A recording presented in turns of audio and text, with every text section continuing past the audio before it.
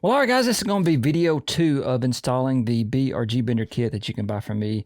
If you haven't seen video 1, you can go right here, and I'm going to put a link right here where you can go find that one where you can get back to this point now. Now, this is going to be the most dangerous part of the whole installation process. And with that being said, I want to go over some safety tips when using a handheld router.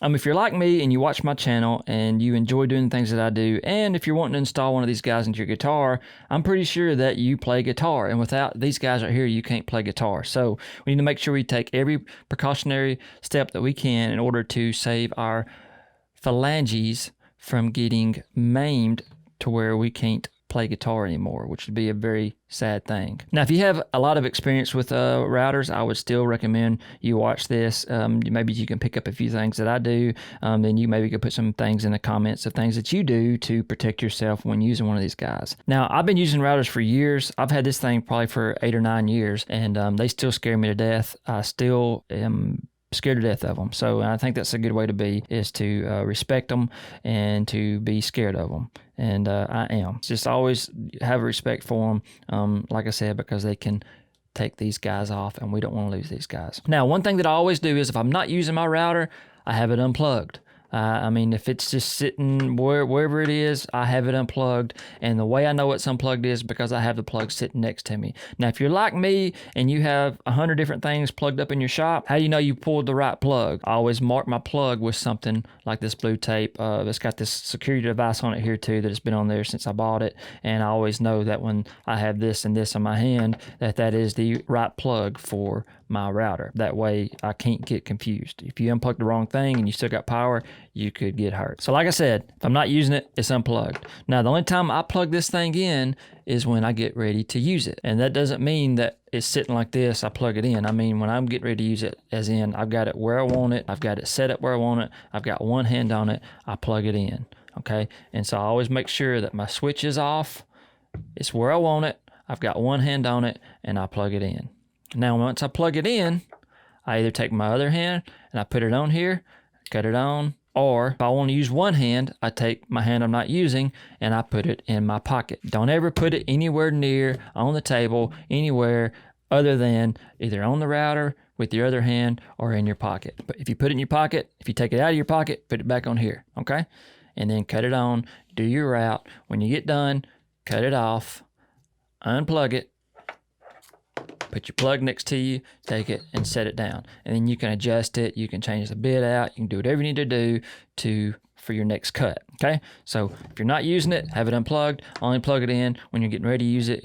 When you're using it, 2 hands on the router or 1 hand in your pocket, okay? Now, as going back to about this thing, not putting your hand up on here, if you're having to put your hand up here to hold this material down, that's not how we want to do it. We want to take whatever we're doing, if we're routing a guitar body or if we're routing just a piece of wood that we're doing on another project, always make sure that it is stationary with whatever you're working on. So if you've got it on your bench, make sure it's either clamped to your bench, or you can even buy those little router mats that you can lay on your bench, and then your part can sit on it, and it makes it to where the part will not move. Because we don't want to have our hand up here to hold this thing still while we're routing. If it kicks back, it's going to go right to your hand and maim you, and you would not be able to play guitar anymore.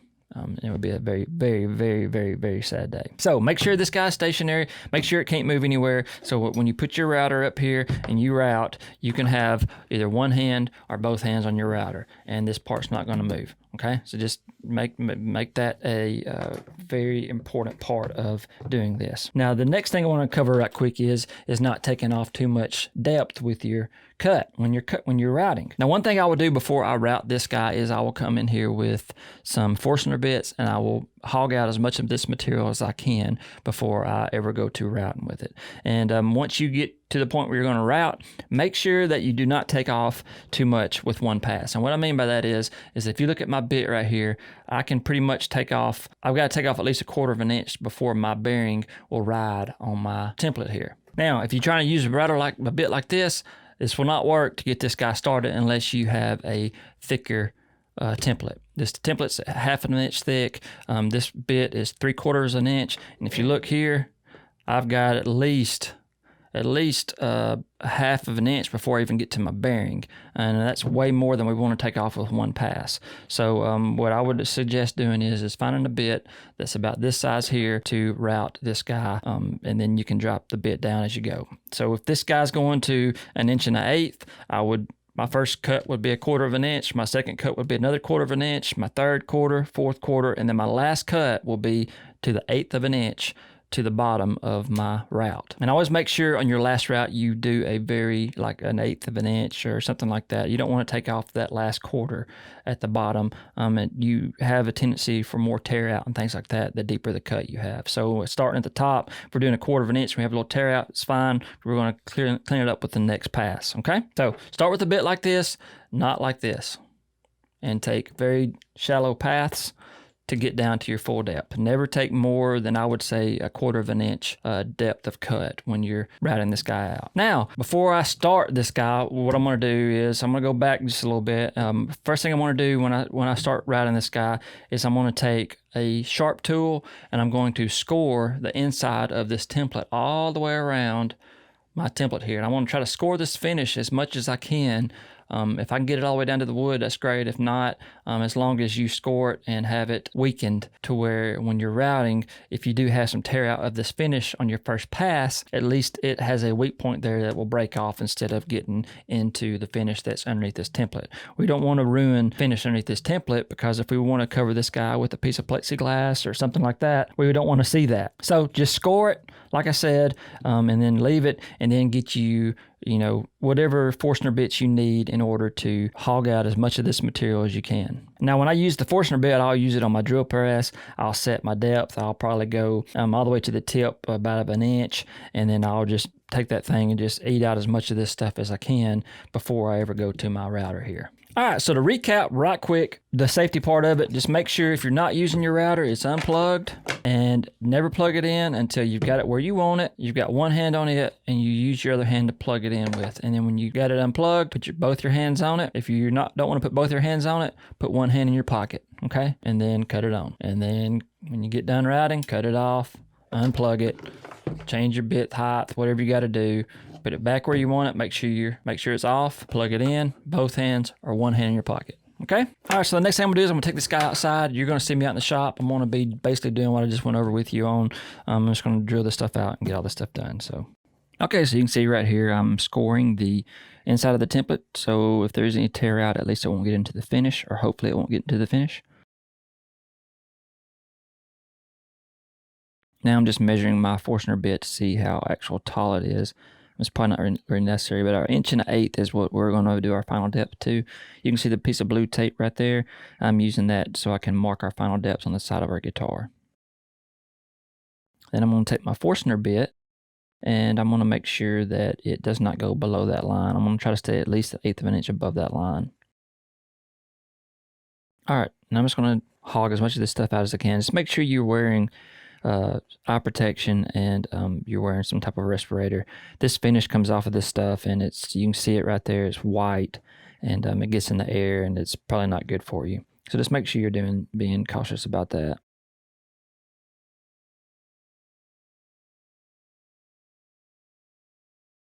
I'm just taking as much of this material out as I can. And, you don't have to take all of it, but just, run you a couple, like I'm doing here, just run them down until you get as much material out as you can.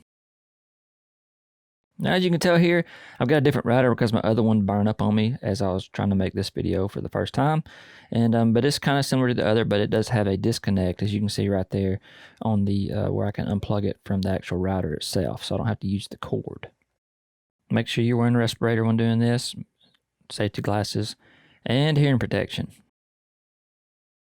Right now I'm just kind of setting the depth, making sure that we have a good depth for the first cut.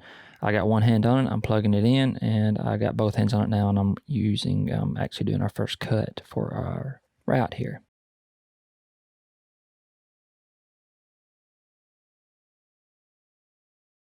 One hand on it, cut it off, unplug it, and then make sure it's stopped, and then we can adjust. Same thing, one hand, plug it in, both hands, cut it on, and do our second cut. I ended up doing about 6 cuts on this guy, 6 depths or change of depths, to get this thing actually all the way to our final thickness, our final depth.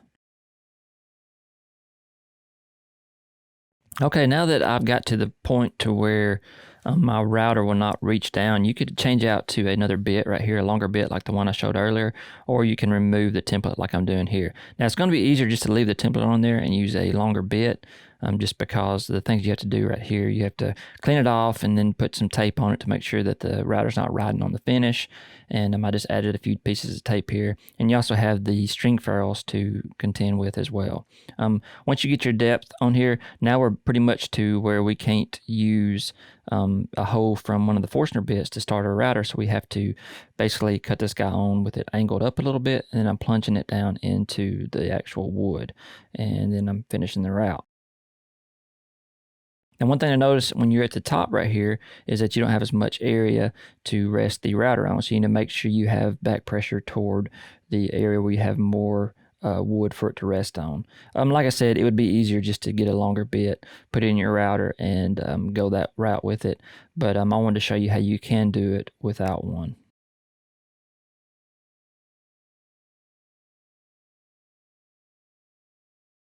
I'm just finishing up that route.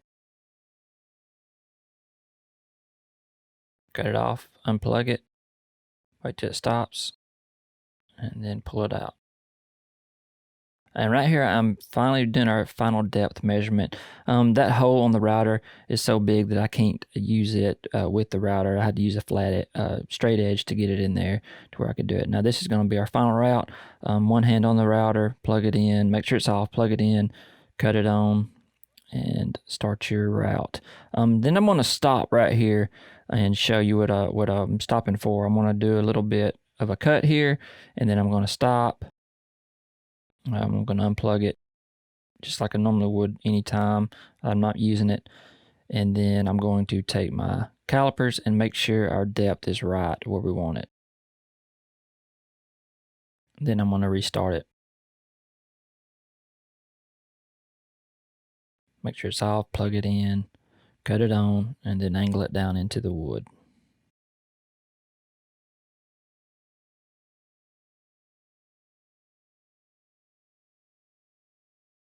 Cut it off, unplug it. Okay, well here is the final product. As you can see, we got it done, the route done on it. Here's inside of the pocket. We did get into the neck pickup just a little bit, the cavity for it from the front, as you can see right there, but it's not a big deal. Okay, now we're at the point to where we need to cut our hole into our horn here for our strap arm to go through. This guy right here is 1/2 inch. We're going to drill the hole that we're going to put in this guy to 5/8. This is a 5/8 Forstner bit right here. And it's the same one you use to drill the hole for the bearings. But anyways, I'm going to do this. I just got this piece on here when I was getting this measurement of our depth. We're going to get our depth measurement, which is 1 1/8. That makes it a little bit thicker, but it's all right. So I've got that. I'm going to set that here, 1 1/8. Now what I want to do is, you want to look at this horn right here. I'm going to take a piece of tape. I'm going to put a piece of tape about right in here. This is just so we can mark on it. I don't know if that's straight or not. I'm going to look at it. It looks pretty good. All right. So now what I'm going to do is I'm going to take my calipers that are set to my depth, which is 1 1/8. I'm going to put it on here. Try to use all my hands. That's how my dad always said evolution wasn't real, because if it was, man would have 3 hands by now. I'm going to put a mark right there. And now I know that where that pencil mark starts is pretty much the bottom of our route, approximately in that area. Easy enough. Now our upper arm here is roughly 1/2 inch to our center line of our bit is right at 1/4 inch, and we have a 1/16 inch step down right here. So this thing's going to ride at 5/16 from the bottom, which would be right there. Does that make sense? I got a 1/16 here, and we got a 1/4 inch here. That's 5/16. Okay, so we're going to measure off of the bottom mark. And like I said, I'm going to try to do this where you guys can see it the best. And I'm going to try to mark this guy right here. So this is going to be approximately where our arm needs to exit the guitar, or the center line of it, right there. And you can tell we're pretty much centered up. We might be a little bit off, but we're close. So this is our center line. Okay, next thing I want to do, and you can do this different ways. Best way I've seen to do it is to just take a piece of tape. Now what I'm going to do is I'm going to try to transfer this straight edge around the horn of the guitar. So I'm going to just take it, try to get it right on that edge. I'm going to pick the guitar up. I'm going to try to just keep it as straight as I can across the back here, like so. So I know that's approximately close to the bottom of our route here. And you want to stay off the bottom of this guy a little bit because there is a little round spot there. And then always too, just think about that once you get this upper arm in here, I normally get a piece of felt or something, but you have enough room to put a piece of felt right here for this guy to rest on instead of it just planking on top of the bender. And I might try to find some of that stuff and start adding it to the kit, but like I said, prices of everything's going up, so it's hard to keep these kits at a good price. But anyways, so that's what we're going to do there. So now I pretty much know that this is my center line, and this is roughly the bottom of my cavity right here. I am running out of room. I'm going to get my bit up here, and I want to stay off the bottom as much as I can, probably to about right in there, maybe a little bit less than that. Maybe about right there. Where does that line up? So I'm kind of staying off the bottom, and I'm lining it up center of that, our center line right there. Once I get it where I want it, I'm just going to kind of make an indentation into it with my hands. Put you right there. So that should be roughly where the bottom hole can be drilled. So I'm going to drill a hole here, and I'm going to try to spot one up here as well and drill it too. So we'll basically have two holes next to each other, and then we will take a file and file out the sides, straighten it up. Now here's the next part that's kind of tricky. You can freehand this, like I said. I mean, it's all about how far you want to go into it. But my ideas on it, and the way I did it last time, is I took a drill and I set it on my desk like I'm doing here, and I lined that up with that hole that we just made. Tried to visually keep the bit as straight as possible, and then I built the bottom of this up with cardboard or whatever to align those holes. So let me see show you what I'm talking about. Look, I just happen to have this stack of cardboard here that's the perfect height for what I'm talking about here. So I'm building the bottom of it up with some cardboard so that when I lay my bit lay my drill on the desk, that I can basically drill this thing in here as straight as possible, if that makes sense. Like that, pretty much. I'm going to keep my hand pressure on the back here to make sure this thing stays straight. My drill's kind of crappy, so this thing's wobbly, but like I said, it is what it is. I'm going to pull this guy out. I've actually got some punches I've got a little punch here that I'm going to make this hole a little bit bigger so this has something better to ride on. All right, so that's a little bit better. Probably see it a little bit better now. There's where our bit's going to go in at. Now, what I want to do is align that bit exactly where I want it, and then I want to take some form of a straight edge, anything. Aha! Found it. This guy right here. Now all this is going to do is extend that line out, so I kind of have a visual reference instead of just it being, not a visual reference, I guess. That's what I'm trying to say. And I'm just going to tape this guy down. I just taped it on there like that. Like I said, this is just so you can visually see it, where it's at. Now what I'm going to do is I'm going to try to line that bit and keep it as parallel with this guy here as I can as I drill this guy in. And let's just hope that this thing works out good. If it don't, it'd be a good thing for you guys to see it screw up. So as you can tell there, I've got my bit as aligned as I think I can get it. I'm trying to make this where you guys can see it the best. Got it in the hole, and I've got the bit as lined as well as I can get it. So I'm just going to slowly start.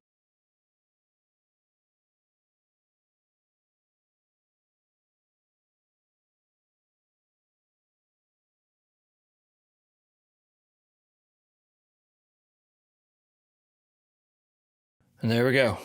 We're in the hole.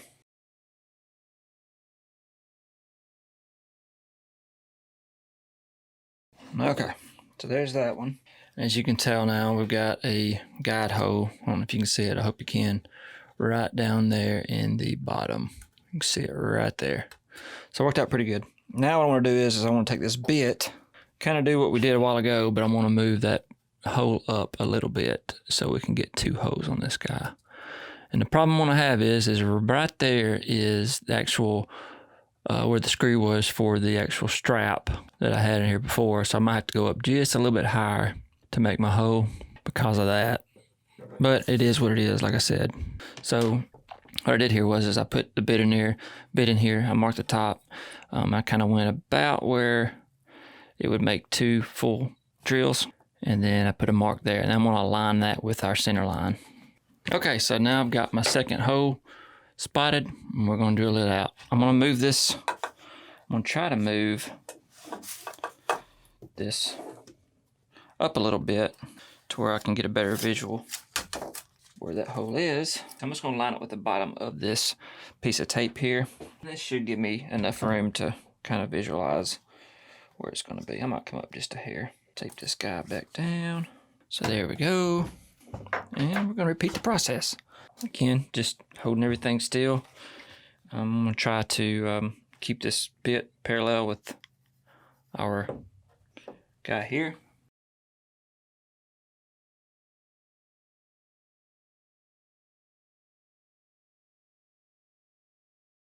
And there we go.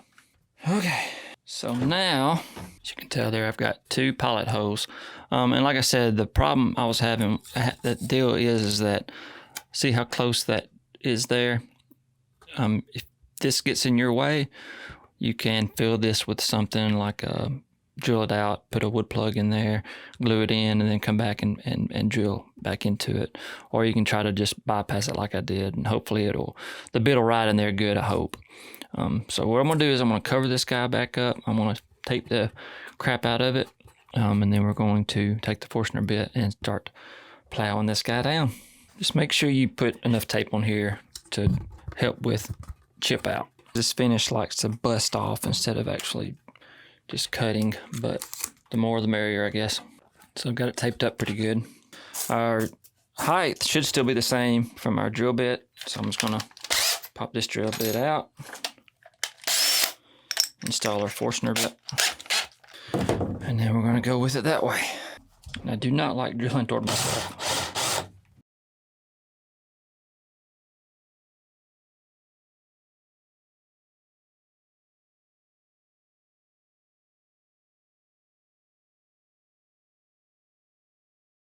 All right, now here's the one I'm worried about because we had the string in the way, or the strap holder in the way.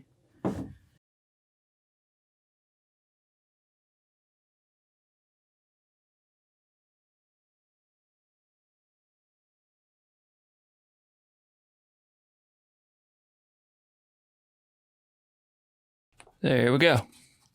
It worked out better than I thought it would. Let's see if we had any tear out. Okay, as you can see now, we've got 2 holes drilled right into our cavity from the front.